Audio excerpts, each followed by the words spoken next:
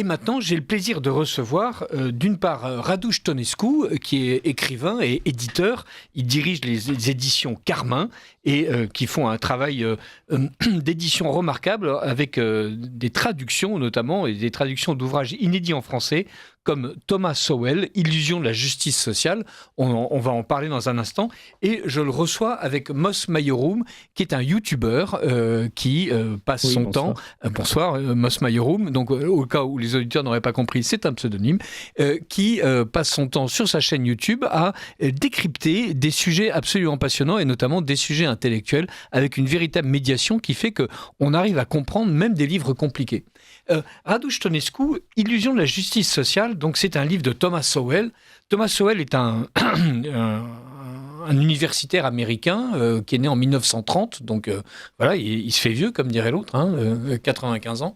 Oui. Mais il continue, il a publié très longtemps, et c'est un chercheur, en France on dirait conservateur, c'est-à-dire c'est quelqu'un surtout qui a décidé de ne pas être victime d'une idéologie qui commence par expliquer que le monde devrait être tourné d'une certaine manière et qui ensuite passe sa vie à produire une science qui justifie cette vision idéologique. Lui, au contraire, il a l'impression qu'il faut prendre le monde tel qu'il est et il passe sa vie à mener des études pour observer ce qui se passe réellement et ensuite à dénoncer dans ses livres des erreurs d'appréciation. Illusion de la justice sociale est entièrement fondée sur l'idée que ceux qui parlent de justice sociale, d'égalité des chances et de défavoriser, justement, comme l'évoquait Patrick Simon auparavant, sont victimes d'un mirage, c'est-à-dire qu'ils voient une réalité qu'ils observent mal et surtout ils refusent de voir une réalité qu'ils pourraient bien observer. Ce sont plusieurs chapitres tout à fait éclairants et écrits dans un style aimable. C'est un universitaire qui sait ce qu'il dit. Il y a un appareil de notes prodigieusement ennuyeux. Félicitations d'avoir traduit ces pages-là. Je veux dire, il y a 40 pages de trucs en petits caractères. On nous explique qu'il faut lire Rouse-Compound, Mechanical Jurisprudence, Columbia Law Review, volume 8, numéro 8, décembre 1908, page 612 à 614. Donc, Sowell avance tous ses arguments en les sourçant impeccablement comme un véritable universitaire, mais grâce à Dieu et grâce à vous et à votre traduction, on arrive à le lire comme un très bon article d'une revue normale. C'est absolument passionnant. Pourquoi avoir décidé de traduire Thomas Sowell ? Alors, tout d'abord, merci Richard pour cette invitation. Et donc, je précise que Mos Maiorum qui nous accompagne est mon acolyte, mon complice. Nous sommes tous les deux donc dans la même galère. C'est à deux que nous nous occupons donc de ces livres et donc du dernier livre en particulier.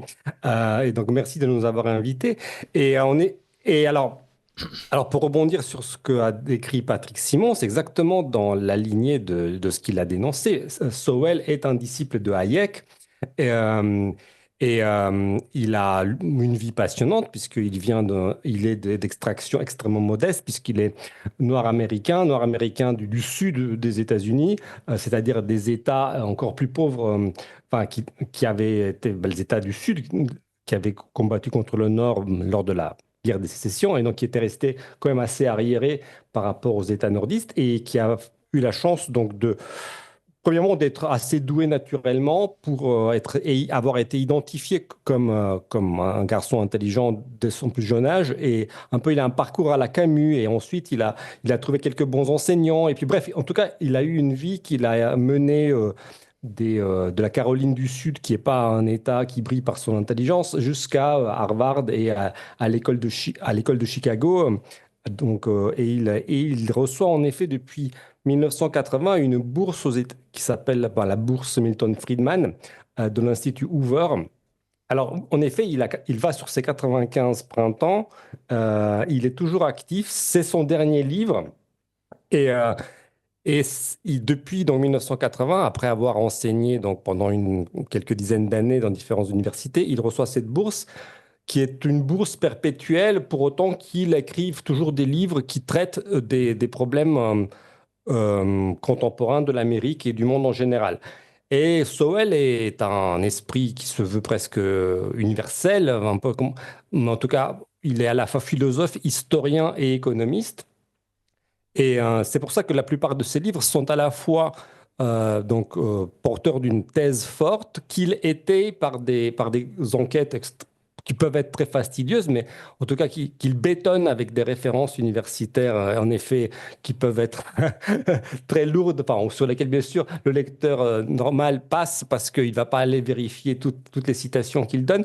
Mais en tout cas, ça fait en tout cas un effet de sérieux et il est sérieux, donc il met au service des combats du jour. Et donc, le titre de Sowell est à la fois, enfin, il y a une double référence à la fois à Hayek, qui avait écrit jadis un ouvrage qui s'appelait Les mirages de la justice sociale, et donc le livre de Sowell est un peu une reprise de ça, et c'est aussi une reprise d'un livre d'un Français, donc Cocorico, c'est de Bastia, qui avait écrit Sophisme économique. Et donc c'est un peu, alors Bastia c'était au 19e siècle, mais c'est un peu mais c'est la même veine, c'est-à-dire détruire les idées fausses que l'on se fait sur l'économie, et principalement, bon, là, l'idée de la justice sociale, et qui est un véritable fléau qui nous tourmente nous aussi en France, c'est-à-dire cette obsession du résultat. Et en effet, mon acolyte Mos Maiorum est un spécialiste du débunkage de l'obsession de l'égalité de résultats. D'ailleurs, une grande partie de ses vidéos sur YouTube traite de ce sophisme-là et tous les dégâts qui découlent de cela. Et je voulais rebondir sur la chronique de Patrick Simon de tout à l'heure, parce que je pensais en l'écoutant à une phrase de Sowell, par rapport à cette histoire d'autoroute qu'on va annuler, peut-être tous les travaux qui ont été faits à 65-75%, et que par une décision maintenant de justice, peut-être on va devoir annuler tous ces travaux et rembourser les entrepreneurs. Eh bien, ça, c'est imposer un coût de plusieurs milliards aux contribuables français. Et Sowell a cette réflexion brillante. Si on veut réparer une injustice en imposant des coûts à d'autres personnes, est-ce qu'en fait, on ne crée pas une injustice? Parce que qu'est-ce que c'est qu'une injustice, sinon imposer des coûts à des personnes qui n'avaient rien demandé, est-ce que en fait, à force de vouloir réparer des injustices, on n'en crée pas de nouvelles? Et c'est véritablement le fil rouge qui guide la réflexion de Sowell. C'est pour ça que c'est quelqu'un qu'on pourrait classer comme un libéral conservateur, en fait. C'est plutôt à la fois quelqu'un qui est conservateur du point de vue des valeurs individuelles, c'est-à-dire qu'il met l'accent sur la liberté, la responsabilité, le travail, l'effort, et libéral d'un point de vue économique. Et voilà, toute sa vision, elle est guidée par cette idée que, attention aux enthousiasmes justiciers, parce que à force de vouloir réparer des injustices, il se peut que l'on en crée de nouvelles, c'est-à-dire que l'on impose des coûts à des personnes qui n'ont rien demandé, et notamment, voilà, un cas typique, imposer le remboursement aux Français, le remboursement de cette autoroute qui a déjà été réalisée à 75%.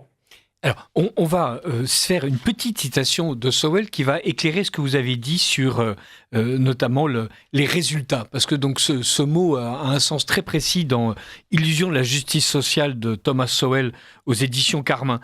C'est dans le chapitre intitulé Illusion raciale, où Thomas Sowell, comme d'habitude, repart d'enquêtes sociologiques, repart de faits historiques et aboutit à un événement fondateur.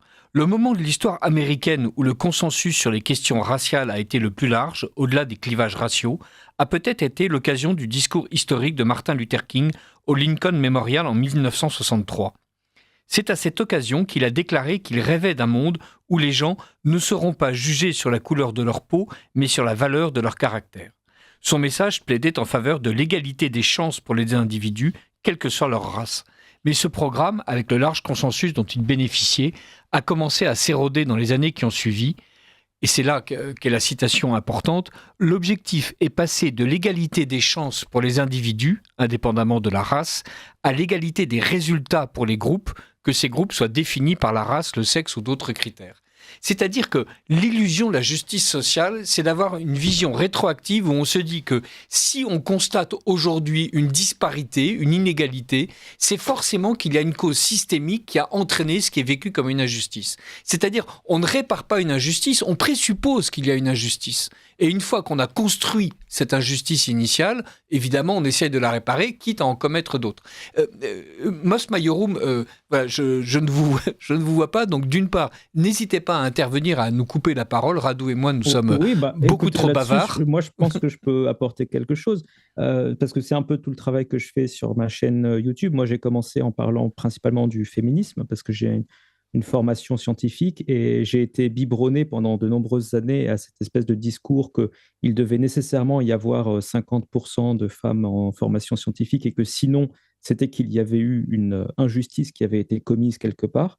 Et puis petit à petit, j'ai vu que cette première proposition s'était enrichie de nouvelles variantes. Alors effectivement, avec des quotas par groupe ethnique ou par nationalité, ou les lobbies LGBT ont rajouté d'autres conditions pour dire que, par exemple, il fallait accepter un certain nombre de trans, sinon on n'était pas assez équilibré et représentatif de la population générale. Et effectivement, en fait, c'est tout à fait cette opposition entre égalité de résultats, égalité des chances que vous avez parfaitement pointé du doigt, qui est un petit peu le point de départ de la réflexion de Sowell. C'est qu'aujourd'hui, en fait, on s'intéresse tellement à cette question de l'égalité des résultats qu'on en vient à oublier de se demander si l'égalité des chances est tout de même respectée, en fait. Et c'est presque paradoxal, parce que la plupart des gens parlent systématiquement d'égalité des chances, mais en fait, leur métrique de l'égalité des chances, ce sont les résultats. Donc, je pense qu'il y a là-dessus quelque chose qui ne choquera personne qui nous écoute et qui est au courant de pas mal des dérives woke qu'on peut constater dans les universités ou dans le monde de l'art ou culturel.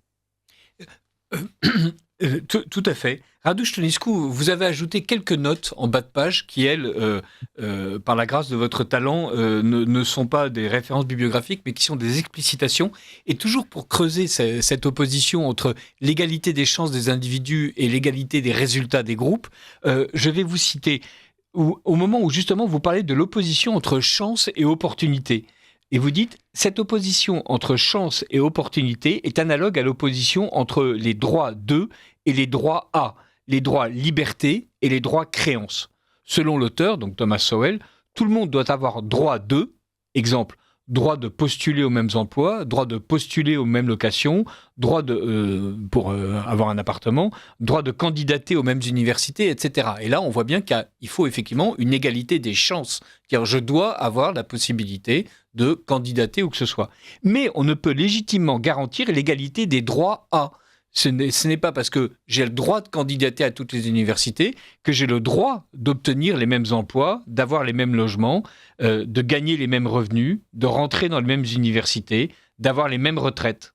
Voilà. Et donc, on voit bien, en fait, l'erreur des chevaliers de la justice sociale, ce que les Anglais appellent les social justice warriors, les guerriers de la justice sociale. Eux considèrent que s'ils constatent aujourd'hui une inégalité, c'est forcément qu'un droit de n'a pas été respecté. Et donc, ils confondent le droit de et le droit à. C'est-à-dire, si quelqu'un aujourd'hui est mal logé, c'est forcément qu'on ne lui a pas offert la possibilité de bien se loger. Le fait que la personne est mal cherchée, que ce type de logement n'existe pas dans la zone où il la cherche, qu'il n'ait pas les revenus nécessaires, enfin...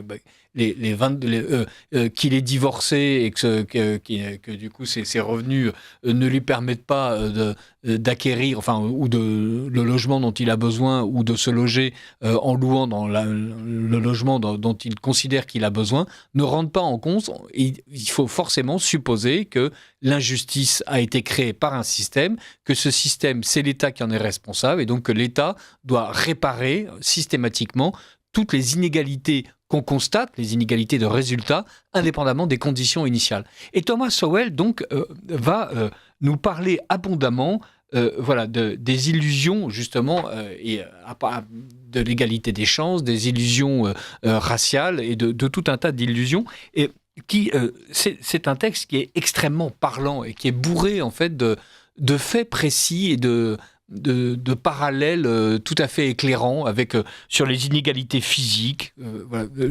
Quel est le texte ou enfin, le chapitre de ces illusions de la justice sociale qui vous a paru le plus éclairant pour Alors, illustrer le oui, propos de Sowell?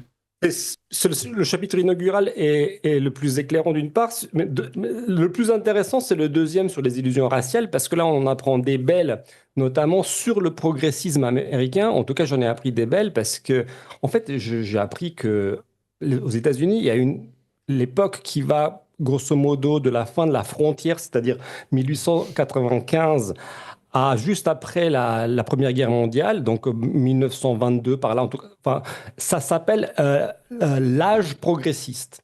Et c'est vraiment cette époque-là, elle porte ce nom, et c'est l'époque du président Wilson. Et moi, ce qui m'a frappé, c'est de voir, et c'est le parallèle que fait Sowell, là c'est l'historien Sowell qui s'amuse à montrer que les progressistes d'il y a 100 ans, donc ces progressistes du temps de la Première Guerre mondiale, étaient racistes, mais vraiment racistes, eugénistes, et qu'ils avaient même écrit, un d'entre eux avait même écrit un livre qui va être la Bible d'Adolf Hitler. Et ce qu'il pointe du doigt là en philosophe, c'est que ces progressistes-là, de l'époque de Woodrow Wilson, de l'époque de l'âge progressiste, étaient véritablement imperméables aux faits. Et il fait un parallèle avec les progressistes d'aujourd'hui qui, de la même façon, sont imperméables aux faits qui découlent de leur politique justement d'égalité de résultats, etc. Et il montre qu'il y a un aveuglement identique, en tout cas similaire, entre ces progressistes racistes, littéralement racistes, du début du XXe siècle, qui considéraient que les inégalités sociales étaient véritablement causées par la race. Et il y a une sorte de renversement, mais tout aussi oublieux de la réalité, tout aussi oublieux des faits, un renversement avec le début du XXIe siècle, qui considère que tout est dû à des discriminations raciales, non plus à des causes raciales, mais à des causes sociétales, et qui imputent donc la responsabilité aux discriminateurs. Mais encore une fois, c'est symétrique, ça semble être l'opposé enfin, le progressisme d'aujourd'hui semble être l'opposé de celui du début du XXe, mais en fait, ils sont totalement jumeaux dans leur mépris des études concrètes, des études des faits, des analyses factuelles. Et donc ça, c'est vraiment le deuxième chapitre sur les illusions raciales et véritablement apporte vraiment des choses historiques nouvelles aux lecteurs français. Et ensuite, bien sûr, il y a tout ce qui est de l'ordre des illusions économiques proprement dites, sur l'impact par exemple, des mesures tant vantées d'augmentation des impôts, etc. Ou même, moi, ce qui m'avait choqué, c'est même l'analyse sur l'impact des mesures sur le salaire minimum. Parce que ça, c'est vraiment le cheval de bataille de Sowell depuis le tout début de sa carrière, quand il explique qu'en fait, cette grande mesure sociale, en fait, elle pénalise les chômeurs et elle crée du chômage. Donc là, on est véritablement dans des thématiques très actuelles pour la France. Je pense que quand il y a des gens qui se vantent et qui souhaitent porter le SMIC à, je sais plus, à 1600 euros, je crois qu'il y a Mélenchon qui avait proposé ça. Enfin, en tout cas, enfin, ils sont totalement délirants du point de vue des conséquences économiques de leurs propres mesures, en fait. Mais c'est une démagogie qui marche, peut-être partiellement.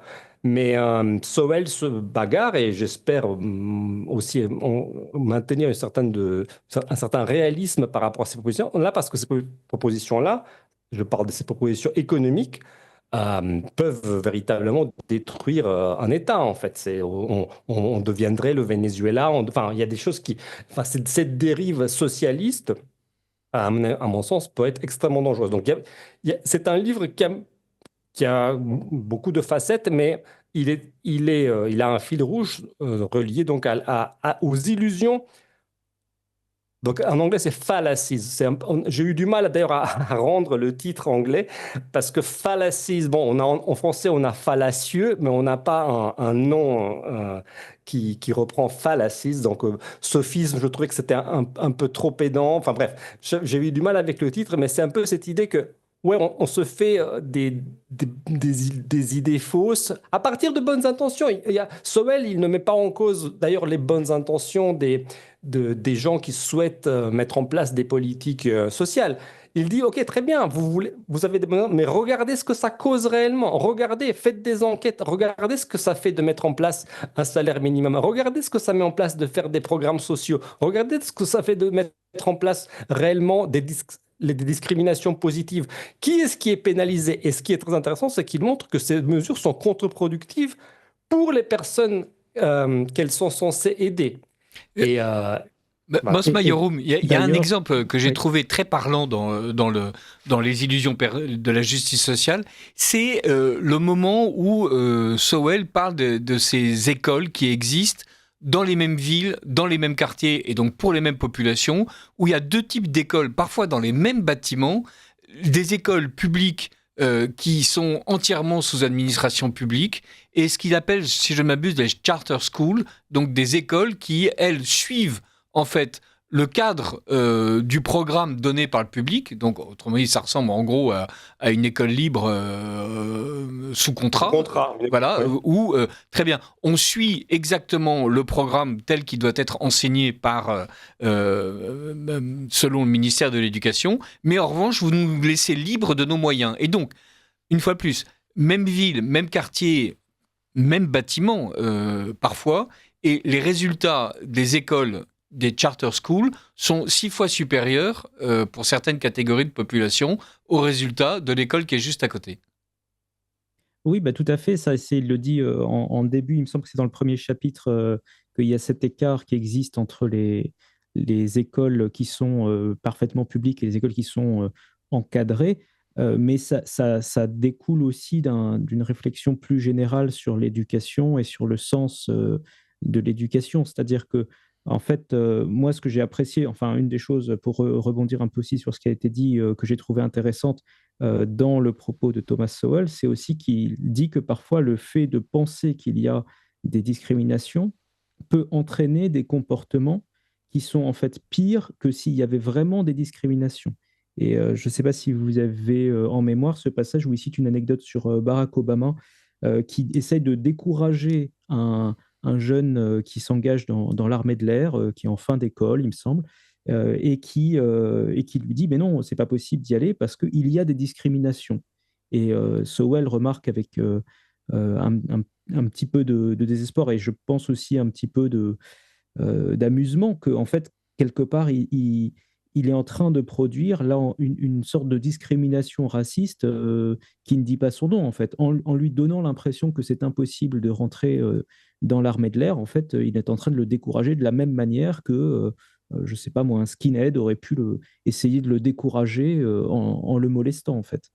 Et en tout cas, sur toute la partie éducative, il y a beaucoup de choses. Et aussi, il me semble que vers la fin du quatrième chapitre, il y a toute une partie aussi sur l'éducation à la sexualité. Alors, je ne sais pas si c'est un sujet qui a été très porté à l'attention des auditeurs de Radio Courtoisie, mais je n'en doute pas parce qu'il y a quand même eu des choses très importantes qui se sont décidées récemment. Et moi, j'avais un petit peu couvert ça sur ma chaîne YouTube, notamment sur tous les programmes mis en place pour essayer d'inciter à alors, féminiser les cours de récréation, parler de genre dès le plus jeune âge à des enfants. Ça commence quand même dès la maternelle, en fait, les Oui, il y a premiers tout ce qu'on éléments. appelle l'éducation à la vie affective et sexuelle, qui est la grande affaire d'Elisabeth Borne et de plusieurs membres du gouvernement en ce moment, sans parler du Conseil économique, social et environnemental.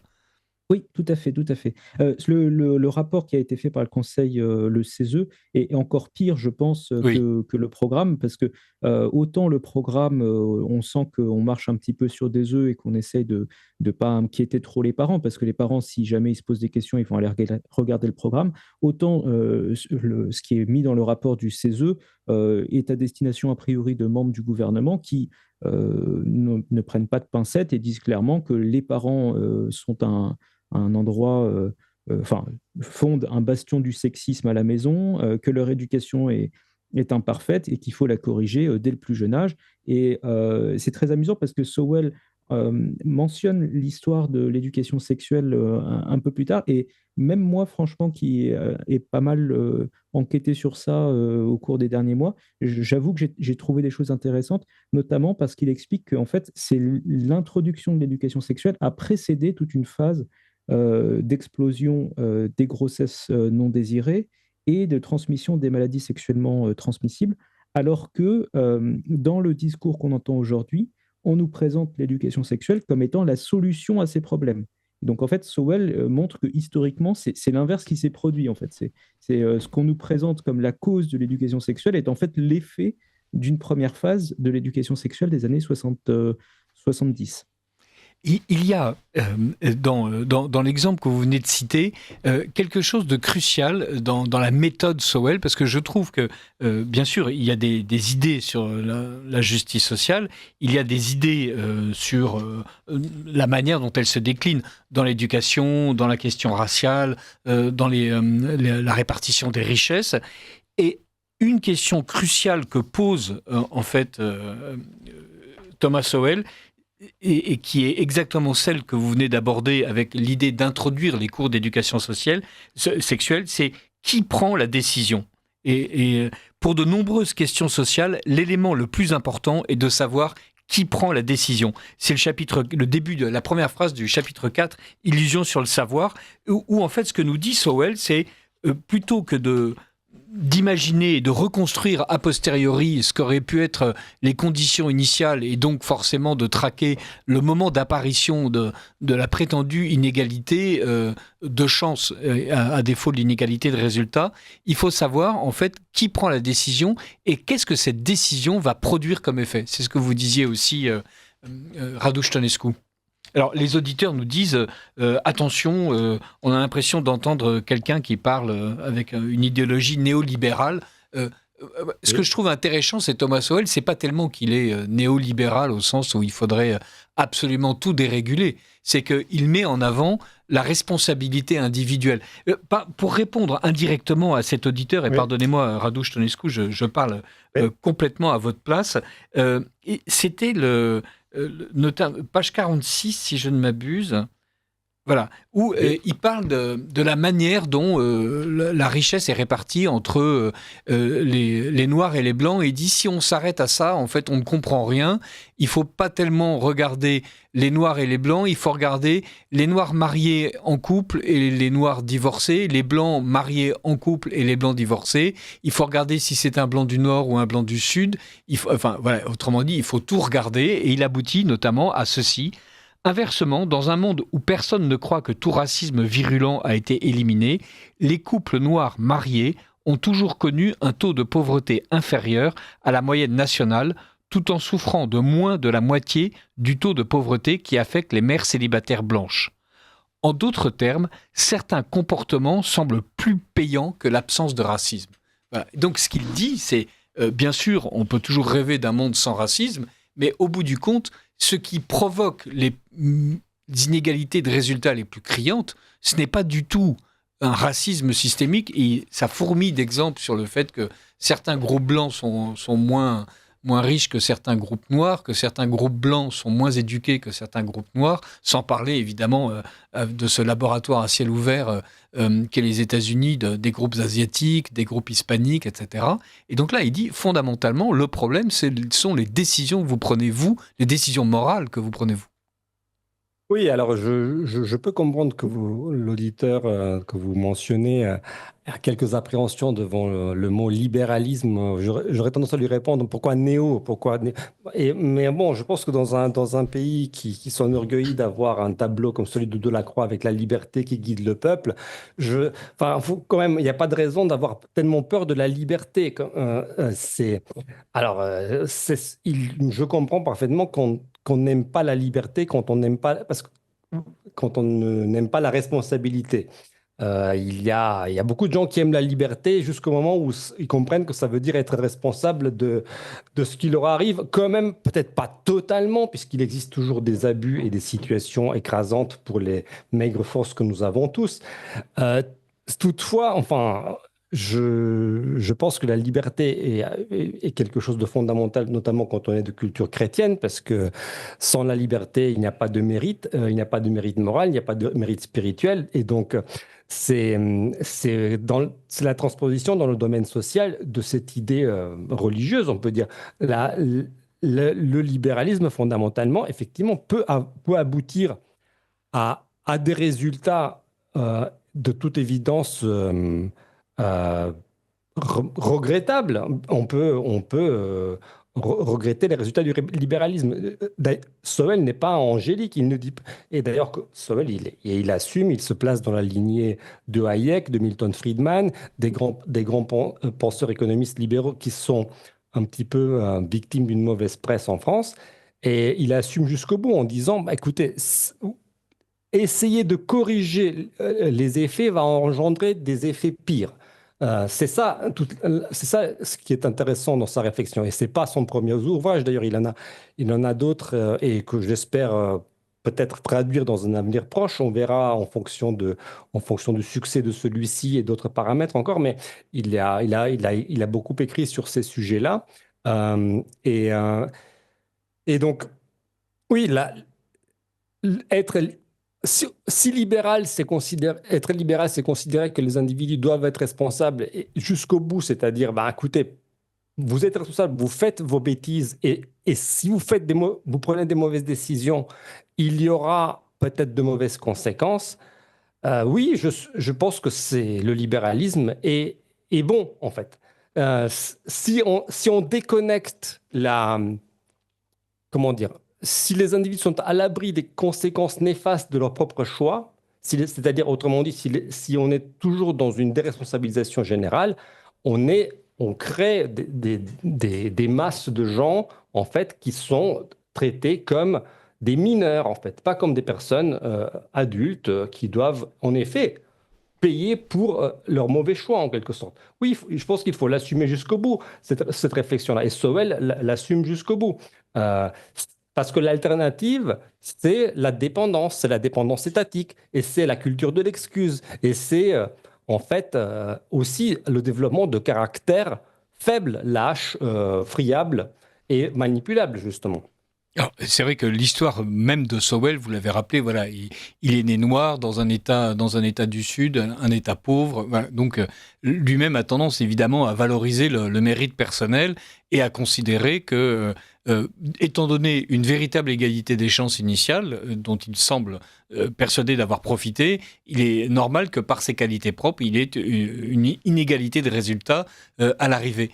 Mosma Yorum, une bonne partie des illusions de la justice sociale vient du fait justement qu'on ne distingue pas, quand on est un guerrier de la justice sociale, qu'on ne distingue pas l'individu du groupe auquel il appartient. Ah bah c'est très amusant cette réflexion parce que je ne sais pas Je me trouvais vachement profond. Je ne sais pas à quel point vous vous souvenez de ce qui s'était passé, notamment avec le mémo qui avait fait trembler Google, rédigé par James Damore il y a quelques années, enfin quasiment 10 ans de ça maintenant, qui était en fait une des premières occasions où un employé tout à fait propre sur lui s'était fait jeter d'une entreprise parce qu'il avait osé expliquer qu'il était en désaccord avec les débuts des politiques de ce qu'on appelle aujourd'hui DEI, donc diversité, équité, inclusivité. Et en fait, précisément, il y avait un de ces graphiques à l'époque qui disait, j'en ai assez qu'on m'explique que c'est le groupe des femmes contre le groupe des Noirs, contre le groupe de telle ou telle minorité, alors les Indiens d'Amérique, enfin bref, tout ce qu'on peut imaginer. Et il disait, mais non, en fait, il y a des distributions et c'est très amusant parce qu'il y a une sorte de balancier en fait qui est opéré par les gens qui sont dans ce camp politique-là, entre à la fois de temps en temps, ils s'amusent à étendre des choses qui sont relativement binaires à des spectres qui se recouvrent à l'infini et dont on nous dit que finalement personne ne peut appartenir à une description. Et puis, en fait, au moment où ils se mettent à revendiquer des choses, d'un seul coup, les catégories deviennent très hermétiques. Et donc, il y a à la fois, par exemple, sur le genre, ils diront que le genre est infiniment fluide et que vraiment on ne peut pas distinguer ce que c'est un homme et une femme. Et en même temps, au moment de revendiquer un bienfait particulier ou un programme d'aide sociale, et ben là, on saura tout à fait déterminer ce qu'est un homme et une femme. Et donc, ce petit basculement permanent entre les deux est amusant.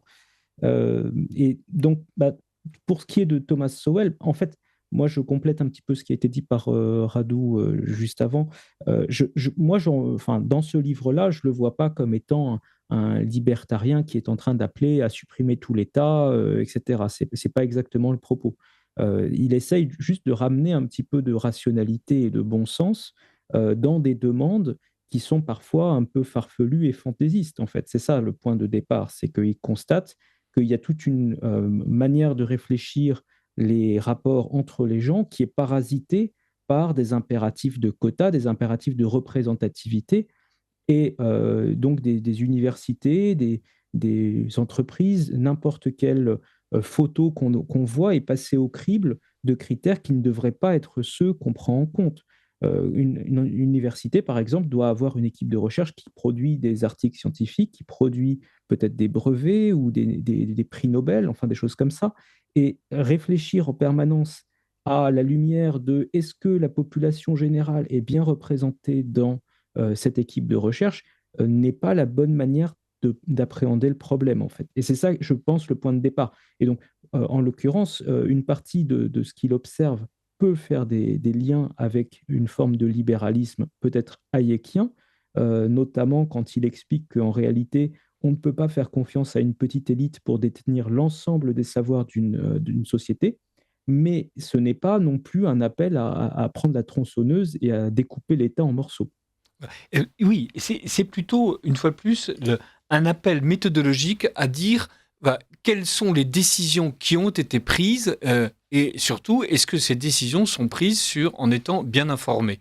C'est-à-dire, par exemple, on peut dire que les femmes sont moins bien payées que les hommes, mais il dit, mais à ce moment-là, prenons effectivement cette catégorie femmes et cette catégorie hommes, et vous verrez que les femmes trentenaires qui sont encore célibataires à 30 ans ont en fait un revenu supérieur aux hommes du même âge, célibataires.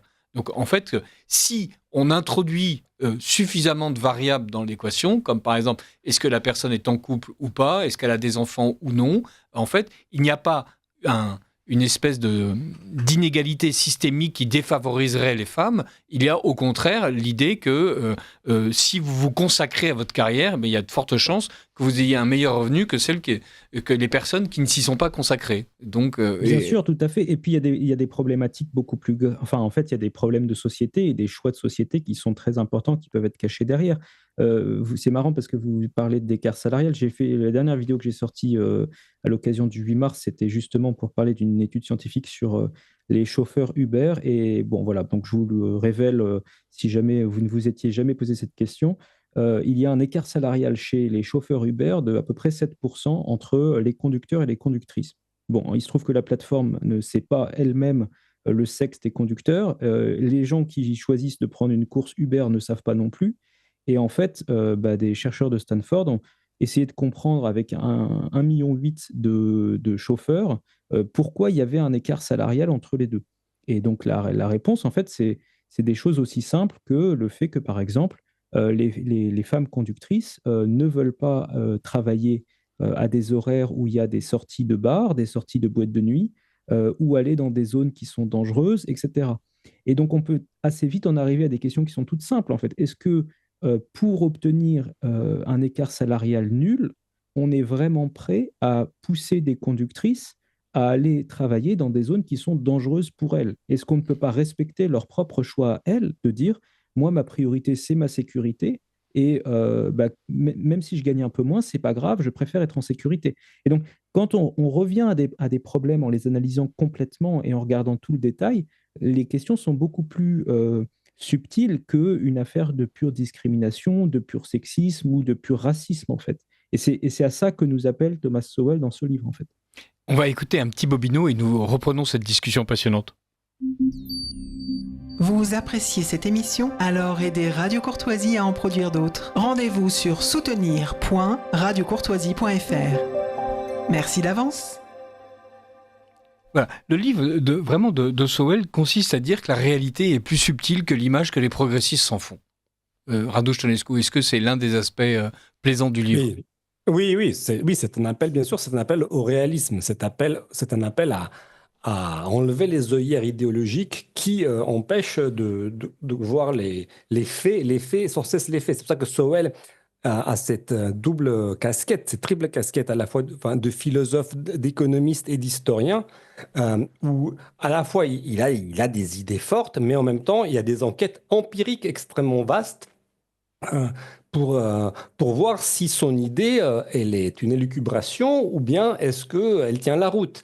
Donc c'est là où il y a un véritable travail sérieux. Je veux dire, il a 80, comme vous disiez, il a 95 ans et ses livres depuis une cinquantaine d'années sont à peu près structurés de cette manière-là. J'espère que j'aurai l'occasion d'en éditer d'autres parce qu'il y en a notamment il y en a un auquel je pense, puisque à partir des exemples auxquels vous faites allusion, il y en a un qui s'appelle Discrimination et disparité qui est assez récent et qui mériterait véritablement d'être traduit parce qu'il parle encore une fois des causes de ce qui apparaît comme une différence de résultat, mais il analyse très précisément les raisons beaucoup plus simples qui font que les résultats ne sont pas les mêmes. Et moi, enfin, oui, c'est un appel à ça, mais c'est un combat, oui, c'est un combat entre on pourrait résumer la gauche et la droite. Il a des livres où il réfléchit à ce problème-là, c'est-à-dire entre les personnes qui sont absolument intoxiquées, enivrées par leurs bonnes intentions, et qui s'arrêtent là. En fait, c'est un petit peu, si vous voulez, la différence entre la morale de conviction et la morale de résultat. En fait, il y a d'une part, les gens qui pensent que parce qu'ils ont des bonnes intentions, ça va mécaniquement, automatiquement se traduire par des bons résultats. Et puis, on pourrait dire des gens plus conservateurs et plus réalistes, plus pragmatiques, qui se disent, OK, c'est très bien, j'ai des intentions, mais en fait, comment cela va-t-il véritablement se déployer dans le monde réel? Parce que l'intention est certes le début de quelque chose, mais le processus qui s'enclenche, il va peut-être produire totalement autre chose. Bon, on pourrait revenir à des réflexions sur, oui, le chemin vers l'enfer est pavé de bonnes intentions. On pourrait revenir là-dessus. Mais c'est pourquoi, d'ailleurs, il n'est pas... c'est pas une attaque contre les progressistes à proprement dit. Il comprend que les gens ont de bonnes intentions. Mais il dit, mais très bien, mais regardez ce que vos intentions produisent réellement. Et c'est là où il y a un petit peu de stupéfaction.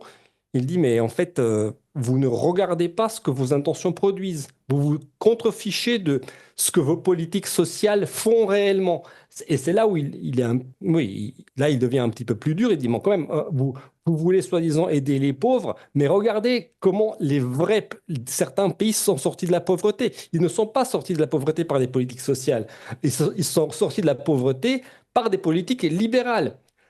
Donc, pour donner un exemple, on peut parler de la Corée du Sud, on peut parler de la Chine. Enfin, la Chine, il parle de la Chine comme, voilà, vraiment, ils ont laissé tomber l'économie proprement communiste et ils ont laissé la libre entreprise se déployer. Bah, c'est là où la Chine a décollé. Ce n'est pas pendant les années Mao. Donc, si on s'intéresse véritablement au sort des pauvres, c'est là où il dit, mais les conservateurs s'intéressent au sort des pauvres et des plus démunis. Et ce qu'on constate empiriquement, c'est que les plus démunis ne s'en sortent pas parce qu'on les abreuve d'allocations, mais parce qu'on enlève certaines entraves à la création de la richesse. Parce que c'est quand même ça qui est un petit peu oublié dans tout le logiciel de la redistribution sociale, c'est que pour redistribuer quelque chose, il faut déjà quand même le produire, le créer. Donc, sinon, si on n'arrive à rien créer, on ne redistribuera rien. Certes, ça sera égalitaire, mais on peut diviser 0 à l'infini, en effet. Ouais, et ça ne rapportera rien. Ce que j'ai une fois plus, ce que je trouve très intéressant, c'est Sowell, c'est la manière dont il explique qu'il faut redéfinir sans cesse les termes du problème. Par exemple, en soumettant les hypothèses à l'épreuve des faits, il convient d'établir une distinction claire entre l'égalité des potentialités au début de la vie et l'égalité des capacités développées par la suite. Il en revient toujours là, c'est-à-dire en fait, présupposer qu'une inégalité a quelque chose qui n'a rien à voir avec la manière dont l'individu a conduit sa vie, à la manière dont le milieu dans lequel il a baigné lui a permis de les développer, c'est en fait faire une erreur complète et c'est appliquer des remèdes qui en fait sont mauvais par essence puisqu'ils ne tiennent pas compte de la manière dont il y a des inégalités existante à la base. Et il va, et c'est intéressant parce qu'effectivement, d'abord c'est économique, ensuite c'est philosophique, mais c'est historique, c'est même géographique. Il y avait une inégalité que j'ai trouvée remarquable, c'est celle où il parle de l'inégalité de la surface côtière comparée des pays méditerranéens et de l'Afrique noire. Les continents, dans leur ensemble, diffèrent grandement les uns des autres. Bien que l'Afrique fasse plus de 2 fois la taille de l'Europe, la longueur du littoral européen excède de plusieurs milliers de kilomètres celle du littoral africain. Voilà qui peut sembler impossible. Pourtant, le littoral européen présente d'innombrables sinuosités, offrant des ports où les navires peuvent accoster en toute sécurité, à l'abri des eaux agitées de la haute mer. Ces ports constituent un avantage plus important que la longueur du littoral en soi. De nombreuses îles et péninsules, qui représentent plus d'un tiers de la superficie totale du continent, accroissent encore la longueur du littoral européen. Au contraire, le littoral africain est lisse, avec beaucoup moins de ports, bien moins d'îles et de péninsules, qui ne représentent que 2% de la superficie de l'Afrique. Est-il surprenant que les Européens aient longtemps bénéficié d'un commerce maritime bien plus important que les Africains ? Et donc il dit à chaque fois, vous nous présentez les choses comme étant une lutte entre les Blancs et les Noirs, et donc comme si l'Afrique avait été discriminée, mais en fait non. Historiquement, et indépendamment du racisme qui existait dans l'Antiquité bien plus que de nos jours, de toute façon, il y avait des conditions physiques qui permettent de commercer et des conditions physiques qui ne le permettent pas. Oui, c'est... Je vais prendre le micro du coup. Oui, tout à fait. En fait, quelque part, il y a un autre concept qui a été formulé dans un autre livre qui malheureusement n'est pas encore disponible en français, qu'il a écrit, qui est le concept de ce qu'il appelle la justice cosmique, en disant ça avec un peu d'humour. Et en fait, son gros problème avec cette interprétation, donc qu'est-ce qu'il appelle la justice cosmique? En fait, c'est cette idée que si nous étions tout-puissants et que nous étions à l'aube de l'humanité et que nous devions créer le monde de zéro, peut-être que nous ne construirions pas le monde de la manière dont il est aujourd'hui. Voilà, c'est ça. Et il dit, beaucoup de gens, en fait, se rêvent en étant quasiment Dieu et se disent, mais moi, si j'étais Dieu, comment je construirais le monde? Comment j'arriverais à avoir une justice parfaite, etc. Et c'est bien sûr un exercice qui est, peut-être, pas complètement inintéressant d'un point de vue intellectuel, mais en fait qui est vide de sens parce que le monde, il part d'un point de départ en fait. On n'a pas récupéré le monde à l'état zéro et on est en train de tout créer. On récupère quelque chose qui existe, une situation qui existe. Et donc la géographie fait partie des choses qui distinguent effectivement des populations. Donc il y a ce cas qui a été cité là sur le littoral. Effectivement, quand la géographie se prête à avoir des littoraux, forcément, ça donne des meilleurs navigateurs. Il donne un autre exemple un peu plus tôt dans le livre en parlant, par exemple, de la température, en disant que il y a beaucoup plus de joueurs de hockey sur glace qui viennent de Suède, même aux États-Unis d'Amérique, que d'Américains, tout simplement parce qu'en fait, les Suédois, dès leur plus jeune âge, ils se mettent à patiner et que c'est une pratique qui leur permet d'avoir accès à certains sports plus tard. Et il donne aussi l'exemple, par exemple, de la bière allemande en disant les Allemands ont un historique d'avoir toujours fait fermenter du houblon pour faire de la bière. Et donc, même des bières exotiques en Chine ou au Brésil, en fait, sont produites par des industriels qui sont des Allemands d'origine, en fait. Et donc, cette idée qu'on est quelque part un produit de rien et qu'il n'y a pas de passé qui vit en nous et de géographie et d'histoire et de tradition, ça n'a pas de sens. On ne peut pas réfléchir les individus complètement déconnectés de tout ce qui a fait qu'ils sont arrivés à cet endroit de l'univers à ce moment-là. À un moment donné, Thomas Sowell cite je ne sais quel penseur américain qui explique que l'histoire vit en nous, en fait. Et donc, il montre bien ce poids, en fait, du passé, et un passé, en fait, multiséculaire et même plurimillénaire, dans le cas de certaines populations qui ont accès à l'écriture avant les autres, qui ont accès à un certain type d'alimentation avant les autres, etc. Donc, avec parfois des compétences, si j'ose dire, de groupes sociaux et ethniques qui prédatent largement l'histoire du 19e au 21e siècle. On va abandonner un tout petit peu, si j'ose dire, Thomas Sowell et les illusions de la justice sociale aux éditions Carmin, justement pour parler des éditions Carmin. Radu Stănescu, Mos Maiorum, ça fait 2 ou 3 fois que vous dites on va peut-être l'éditer, il existe un autre livre. Pourquoi est-ce que, comment est-ce que les éditions Carmin choisissent leurs livres et décident d'apporter celui-ci plutôt qu'un autre? Mos, vas-y. Alors ça, c'est une vaste question et déjà parce que nous sommes contraints par des moyens qui sont fatalement un peu limités, donc on ne peut pas se lancer dans la traduction de 50 livres en même temps, donc on est obligé de faire des choix. Ça résonne en partie avec l'actualité. Là, celui-là en particulier, on s'est dit que il y avait une actualité sur tous les sujets qui étaient discrimination, équité, inclusivité. L'arrivée des idées un peu trumpistes, Milley, Musk au pouvoir, ça interroge et donc ça nous a paru pertinent de ramener ce texte-là en particulier en France.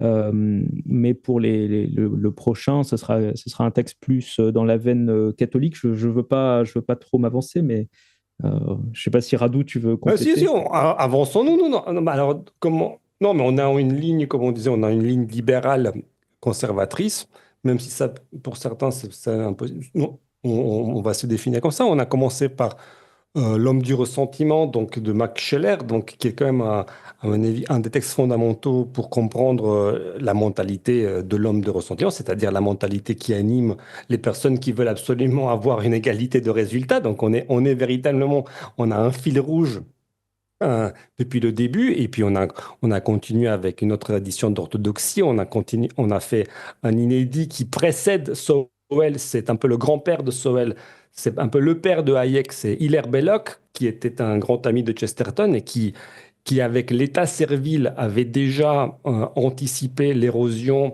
des libertés concrètes par un État tentaculaire qui voudrait un peu materner ses citoyens.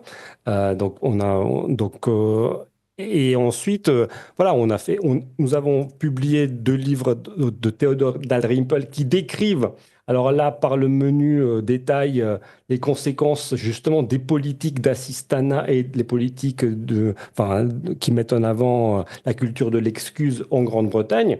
Donc, on a tout, on a une ligne assez unitaire en quelque sorte. Là, donc tous les livres que nous avons faits se renvoient un petit peu l'un à l'autre en accentuant certains aspects plutôt que d'autres, mais finalement ils se complètent très bien et on va poursuivre avec. On va poursuivre avec cette année. Enfin, on peut déjà l'annoncer, on a acheté les droits de 5 ouvrages. Donc là, on s'est lâché, comme on dit. On a acheté donc 5 ouvrages, 2 d'un grand auteur conservateur britannique qui s'appelle Sir Roger Scruton, et donc qui est décédé en 2020, qui était un grand philosophe conservateur, dont on a déjà traduit en français plusieurs de ses ouvrages. Nous avons acquis les droits de 2 ouvrages, l'un qui s'appelle The Face of God, donc le visage de Dieu, et le deuxième qui s'appelle Sexual Desire, a Philosophical Investigation, donc le désir sexuel, une enquête philosophique. Donc 2 livres qui peuvent paraître opposés, mais en fait qui se complètent. Le deuxième étant véritablement celui dans lequel Scruton avait le plus investi d'un point de vue personnel, et qui est véritablement un ouvrage qui va devoir peut-être on va devoir changer de format parce qu'il va faire vraisemblablement dans les 600 pages en français. Donc, il a véritablement voulu réhabiliter l'amour, pour dire, mais l'amour physique, pour dire très vite, réhabiliter l'amour pour le faire échapper à la fois à l'animalité, à la pornographie, et d'autre part, le faire échapper à la vision platonique, pour dire ça comme ça. Voilà, c'est ça. À la fois, on pourrait dire, oui, sauver l'amour entre les hommes et les femmes, à la fois de la déchéance pornographique et d'autre part de l'abstraction platonicienne. Ce qui paraît effectivement parfaitement médiéval et chrétien, ça... Oui, exactement. Et Et ensuite, on est très fiers. On a donc en fait, voilà, je peux les montrer à la caméra. Donc ça, c'est attends, ça c'est The Face of God. Je sais pas si ma caméra va pouvoir non, avec le filtre que vous avez, voilà, soit vous le mettez à la place de votre tête et on le verra, mais sinon c'est pas possible. The Face of God, c'est celui-là. Très bien. Et on a Sexual Desire, c'est celui-ci. Oui, effectivement, c'est des pavés. C'est des pavés. Non, le Face of God, ce sont des Gifford Conferences. C'est vraiment moins épais. C'est une réflexion sur l'effacement du visage de Dieu. C'est-à-dire, en fait, à force de, comme on est dans une société qui ne veut plus se sentir accusé de faire le mal, pour ne plus se sentir accusé, il ne faut plus qu'il y ait de visage accusateur. Et donc, c'est pour ça qu'on doit effacer le visage de Dieu, puisque le visage de Dieu, même s'il ne dit rien, il interroge quand même. Et donc, il y a toute une réflexion sur l'enlaidissement du monde comme tentative d'effacer le visage de Dieu, parce qu'on souhaite éviter le jugement, justement, de Dieu. Mais on ne peut pas faire...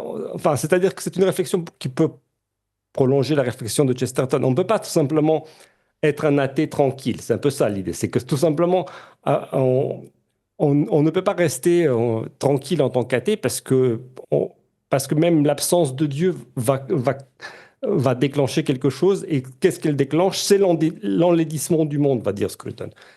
Voilà. Et ça, c'est les projets. Normalement, hein, ça dépendra de nos forces. C'est prévu au début de l'été. Et puis la suite est encore plus excitante. Ça, c'est les trois. On en a trois. Alors, on a trois. Alors, je vais les mettre dans l'ordre. Ça, c'est The Birth and Death of Meaning de Ernest Becker. Naissance et fin du sens. Oui.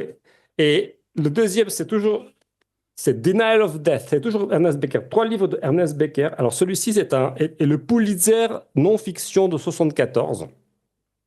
Donc, et le troisième, c'est Escape from Evil, toujours Ernest Becker.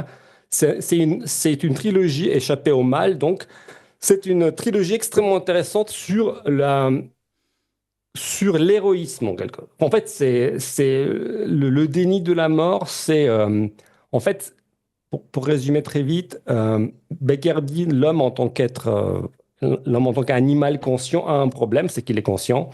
Et s'il est conscient, c'est-à-dire qu'il est conscient qu'il va mourir. Et donc, s'il ne s'effondre pas dans une dépression infinie à l'idée de la mort, d'une façon un petit peu tchoranienne, sans l'humour, s'il ne s'effondre pas dans une dépression sans fin en contemplant sa fin inéluctable, il doit développer une vision héroïque, c'est-à-dire toute affirmation humaine, toute affirmation en quelque sorte qui se pose avec la conscience de la mort est héroïque.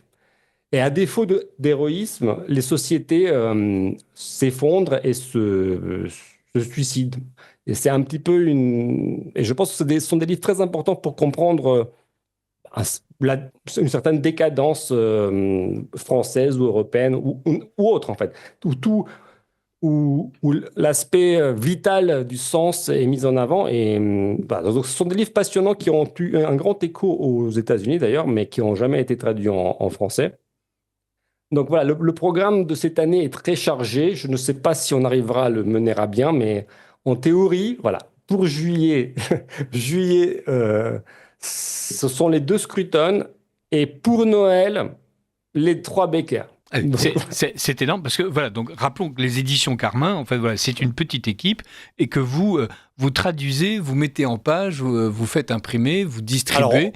Enfin, oui, c'est énorme. Enfin, vous êtes une poignée et vous faites le travail d'une vraie grande maison d'édition parce que ce sont des ouvrages très bien imprimés et qui sont d'ailleurs distribués uniquement par Internet, si je ne m'abuse. Alors, on a quand même franchi le pas. On peut les commander chez un libraire. Tous nos ouvrages sont disponibles chez les libraires. On préférerait, si voilà, les auditeurs souhaitent les acquérir, on préférerait qu'ils passent directement par notre site parce que simplement parce que ça nous fait un prix plus élevé, parce qu'autrement, on doit lâcher 40% de marge aux libraires qu'on apprécie par ailleurs. Mais si vous avez entendu parler de nos livres directement de notre bouche, autant passer directement par notre site. Et non, on a franchi le pas. On est en librairie. On peut les commander. On n'est pas encore sur Amazon, peut-être bientôt.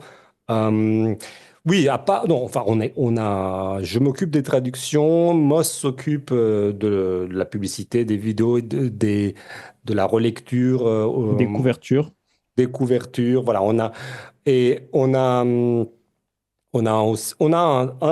a deux autres relecteurs professionnels qui nous relisent, qui remettent en page, parce que voilà, il faut faire relire par des gens à l'extérieur, sinon on ne voit plus rien au bout de la deuxième relecture, on ne voit plus les fautes.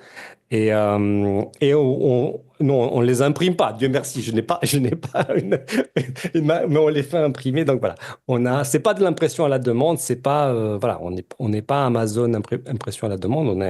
Je vis avec des tas de cartons et je les mets moi-même sous pli. Ça, par contre, les envois, oui, je les fais moi-même. Donc voilà, oui, on est une petite équipe parce que on s'est rendu compte que bon, pour faire des livres de qualité, il faut éliminer un petit peu des intermédiaires. Alors, j'aime beaucoup nos amis libraires, mais vous savez, l'économie du livre, elle est très rude. S'il faut payer les libraires, les distributeurs, chaque fois 30% du prix de l'ouvrage, à la fin, il reste rien pour véritablement faire un bon livre, pour véritablement l'imprimer sur du bon papier, payer les relecteurs, etc. Ce n'est pas intéressant. On a fait les calculs. Moi, je comprends pourquoi d'ailleurs les grandes éditions ne font pas de traduction, parce que ça coûte très cher et il faudrait qu'elles en vendent 2000 de Sewell pour que ce soit rentable. Il faudrait qu'elles en vendent et ils font un calcul très simple. Ils disent, ah ben non, jamais je n'en vendrai autant, donc je ne le fais pas. Et c'est comme ça que je m'explique en tout cas le fait qu'il n'y a pas plus de traduction de certains ouvrages dont on n'anticipe pas des volumes de vente extrêmement élevés. Et il y a un cercle vicieux aussi, j'en profite pour le préciser, c'est qu'en fait, parce que ça coûterait très cher de faire la publicité aussi d'un nouveau livre et que certains auteurs sont méconnus en France, eh ben, en fait, les traductions qu'on trouve en France, c'est des traductions d'auteurs qui sont déjà connus en France, en fait. Et le travail que nous, on essaye de faire, et notamment moi, le volet un peu de communication, entre guillemets, que je fais sur ma chaîne YouTube, et chez certains collègues youtubeurs, c'est en fait aussi de faire connaître des penseurs américains, anglo-saxons, allemands dans le cas de Scheller, qui ne sont pas connus en France en fait. Et ce travail-là coûte beaucoup en amont parce qu'il faut effectivement parler de leurs contributions, expliquer pourquoi ils sont encore pertinents aujourd'hui dans notre contexte français. Et tout ce travail, en fait, une grande maison d'édition qui sort un catalogue avec plusieurs milliers de livres tous les ans, ne peut pas se permettre de le faire parce que ça représente un coût trop grand et beaucoup trop d'énergie dépensée pour des résultats qui sont assez maigres. Et donc, c'est parce qu'on est revenu à une petite échelle qu'on peut se permettre de faire à la fois la promotion du travail intellectuel de ces auteurs et proposer des livres de qualité. Et encore une fois, effectivement, on fait attention à tous les paramètres de papier, d'impression, pour avoir une couverture qui tient bien dans le temps, une impression qui est de qualité, la police de caractère, enfin, tous les petits détails, on a vraiment tout fignolé. Vraiment, ce sont des livres imprimés sur du papier bouffant, légèrement ivoiré. C'est très joli. Vous pouvez les commander aux éditions Carmin, édition avec un S, trait d'union, carmin.com. On va quand même revenir à Thomas Sowell. Vous avez dit à plusieurs reprises que il y avait des solutions qui engendraient un coût en fait disproportionné et que puisqu'on avait mal analysé le problème, notamment les problèmes d'inégalité sociale, on mettait en place des solutions qui font en fait payer un coût à la communauté bien supérieur au coût du problème lui-même. Et notamment, Thomas Sowell met en avant tous ces programmes qu'on a appelés depuis diversité, équité et inclusion, tout ce qui est la discrimination positive, en notamment mettant en avant le cas des facultés de médecine. Et il dit, on n'a pas forcément envie que tous ceux qui conduisent des avions, il y ait autant de pilotes de Boeing qu'il y ait dans la population en pourcentage de pilotes de Boeing. Il faut qu'il y ait le même pourcentage d'hispaniques. On ne va pas avoir le même pourcentage de noirs que le pourcentage de la population, le même pourcentage de diabétiques. Autrement dit, ce qu'attendent les gens quand ils montent dans un avion, c'est évidemment que le pilote sache piloter l'avion. Il dit, en revanche, pour les études de médecine, on a pratiqué la discrimination positive et donc on s'est retrouvé à choisir des étudiants en médecine, non pas parce qu'ils avaient bien passé les examens ou parce qu'ils paraissaient avoir les capacités intellectuelles nécessaires. On a appliqué la politique des quotas dans les facultés de médecine, dans certaines facultés de médecine américaines. Et à l'arrivée, on a réussi à faire en sorte que des mauvais étudiants en médecine deviennent médecins parce qu'il fallait respecter les quotas. Et ces mauvais étudiants en médecine, ils ont été de mauvais médecins. Et comme ils ont été de mauvais médecins, ils ont mal conseillé les patients. Et même, dans le cas d'un chirurgien esthétique célébrissime, qui était l'exemple même de la réussite de la politique des quotas, il a réussi à faire en sorte que ces patients meurent. Donc quelqu'un qui venait pour une liposuction se retrouvait allongé dans un cercueil. Et il dit, visiblement, voilà, la générosité des quotas a abouti à un résultat qui n'a rien à voir avec le but qui était visé. Oui, c'est le cas tragique qu'il évoque. C'est parce que ce qui est important de rappeler, c'est finalement quel est le monde normal auquel, que Sowell a connu dans son enfance, parce qu'il quand même, il en parle de son enfance et sa jeunesse. C'est quand même, il est né en 1930, jusque dans les années 70. Donc déjà quand même, il avait 40 ans en 1970. Il avait connu disons en tout cas, la première moitié de sa vie, il l'avait passé dans un monde non affecté par les politiques de quotas, c'est-à-dire un monde qui fonctionnait comment? Mais qui fonctionnait à la rémunération de la compétence, en fait. C'est quand même, si on enlève tout ce vernis bien pensant et bien intentionné, diversité, équité, inclusion, si on enlève toute cette couche idéologique, elle est par-dessus quoi? Elle est par-dessus un monde qui, normalement, il tourne avec la rémunération des compétences, des mérites personnels, des efforts, et puis basta. C'est ça le monde qu'avait connu Sowell, et et si on peut appeler ça un monde libéral, mais on peut appeler ça tout simplement un monde juste, c'est-à-dire un monde où tout le monde a les mêmes chances, et puis ensuite, vous avez les mêmes chances, mais vous n'êtes pas assez entraîné pour courir le marathon. Il y aura un vainqueur du marathon, parce que lui, il s'est entraîné plus. Mais, et ça ne sera pas injuste qu'il y ait une hiérarchie à la fin. Donc, si on fait fi des compétences, oui, ça peut donner des drames. Alors, effectivement, il cite ce cas tragique de médecin qui avait reçu son diplôme alors même qu'il semblerait qu'il n'ait pas eu les compétences. Et ça avait fait les gros titres parce qu'effectivement, c'est un médecin qui avait été présenté comme une réussite du programme de discrimination positive. Et puis, en fin de compte, ça avait été une catastrophe. Donc, on peut comprendre, nos auditeurs peuvent peut-être un peu comprendre avec Sowell. Enfin, on avait décidé de publier ce livre on n'était pas Nostradamus, on ne savait pas que Trump allait être réélu, donc on avait décidé de faire ce livre déjà à l'automne dernier, où les élections américaines n'étaient pas du tout décidées. Et donc, si les gens veulent comprendre en partie, par exemple, les programmes du Dodge de Musk, les programmes, justement, toute l'élimination, toutes les politiques qui visent à éliminer on va dire, les mesures législatives woke, il y a des éléments vraiment chez Sowell, en fait, parce que la volonté de démanteler un appareil bureaucratique trop pesant, elle ne s'ancre pas dans le caprice du Trump nouvellement élu ou de celui de Musk. Il y a derrière, et là nos auditeurs peuvent comprendre que derrière, il y a toute une école vraiment de pensée très sérieuse. L'école de Chicago, c'est vraiment, il y a 14 prix Nobel d'économie. Il y a vraiment énormément de travaux qui ont été faits pour défendre, oui, le libéralisme, pour montrer que c'est quand même plus efficace que le socialisme. Voilà. Et en France, on a une vision un petit peu biaisée parce que tout simplement, on n'a pas été informé sur tout ça. L'école de Chicago, elle est méprisée a priori pour, pour des raisons qui ont à voir avec la dictature au Chili, mais c'est vraiment dommage parce que c'est 14 prix Nobel, et c'est des travaux très importants. Et en France, on est un petit peu à la traîne par rapport à ces sujets-là et d'une façon injuste, quoi. Et puis, Donc, surtout, voilà, bien sûr, l'école de Chicago a pu tremper dans les affaires chiliennes, mais quand on voit ce que le socialisme a réussi à produire comme miracle économique depuis 150 ans, on peut aussi considérer que voilà, c'est ça. toute la boue ne souille pas uniquement l'école de Chicago.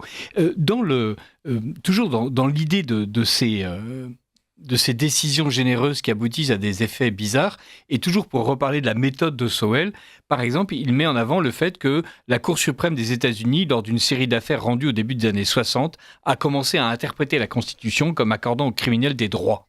Voilà. Et donc, ce que Sowell met en avant, c'est que, bien sûr, une partie du corps social a reçu ces droits avec beaucoup d'étonnement et même de dépit, voire de l'étonnement et même de la colère, en expliquant que voilà, on inventait des droits qui n'avaient pas lieu d'être. Mais là où ça devient intéressant, c'est la manière dont les statistiques criminelles montrent comment est-ce que ces droits généreusement accordés aux criminels ont produit un effet bizarre. Certaines statistiques criminelles pourraient représenter une perspective quelque peu différente. Avant la refonte du droit pénal par la Cour suprême, à partir du début des années 60, le taux d'homicide aux États-Unis avait baissé durant 3 décennies consécutives. Et ce taux, rapporté à la population, représentait en 1960 un peu moins de la moitié de ce qu'il était en 1934. Mais presque immédiatement après la création par la Cour suprême de nouveaux droits pour les criminels, la courbe du taux d'homicide s'est inversée. Celle-ci a doublé entre 1963 et 1973. Voilà. Donc à chaque fois, une mauvaise analyse, une solution généreuse, un résultat pire encore. Oui, c'est pas ce qu'il veut souligner, c'est que la, la- pour Sowell, pour comprendre en quelque sorte l'action des hommes, il dit qu'il faut regarder quelles sont les mesures qui les incitent ou au contraire les dissuadent de faire certaines choses en fait. Il y a des mesures incitatives et des mesures dissuasives. Et ça va dans le domaine économique aussi bien que dans le domaine pénal ou sociétal. Voilà, une assistance sociale généreuse, elle va avoir quelles conséquences? Elle va dissuader les gens de faire des efforts. C'est pas qu'elle va les obliger, c'est pas mécanique, mais il y a une incitation à ou au contraire une dissuasion. On l'a vu, ces vidéos qui circulent un petit peu sur le net. La Californie, généreusement, a décidé que tout vol en dessous de $500 n'était plus considéré comme un crime. Vous les avez vus, les vidéos de pillage, non? Où les gens, tout à coup, puisque cette loi est passée, en dessous de $500, ce n'est plus un crime. Ah bah, très bien, les gens sont allés se servir, notamment non, dans les magasins Nike, etc. Donc, une loi va avoir des conséquences. Elle peut sembler généreuse, et puis il y a des personnes mal intentionnées qui l'interprètent tout à fait dans leur sens, pour leur propre intérêt, non pas du tout comme quelque chose qui les aiderait à avancer dans la vie, mais comme une faille dont elles peuvent profiter, tout simplement. Et c'est de ça que parle Sowell. Je rebondis, Radu, sur ce que tu dis. C'est aussi, en fait, parce que une partie de cette gauche progressiste récuse l'idée même qu'il puisse y avoir un mal intrinsèque en l'homme, en fait. Il y a aussi ce problème-là, c'est-à-dire que c'est un peu ce qu'il présente aussi dans un autre ouvrage, encore une fois, qui s'appelle A Conflict of Vision, pour ceux qui sont anglophones. C'est que, en fait, en réalité, et d'ailleurs, il accuse dès le début du livre une vision rousseauiste. Beaucoup de gens de gauche sont persuadés que le mal qui est commis n'existe que parce que socialement ou dans les structures de l'organisation sociale, il y a eu quelque chose qui a conduit à faire le mal. Mais pour eux, le mal est forcément externe aux individus, il ne vient pas d'eux. Et donc, en fait, en donnant des nouveaux droits, ils pensent, a priori, que ça ne peut que apaiser ces espèces de tensions qui peuvent générer le mal dans la société. Alors qu'à l'inverse, quand on a compris qu'il y avait des gens qui avaient des mauvaises intentions ou qui avaient des choix qui conduisaient à faire le mal, eh ben, en fait, le fait de donner plus de droits n'est pas forcément une garantie que la société va s'en porter mieux.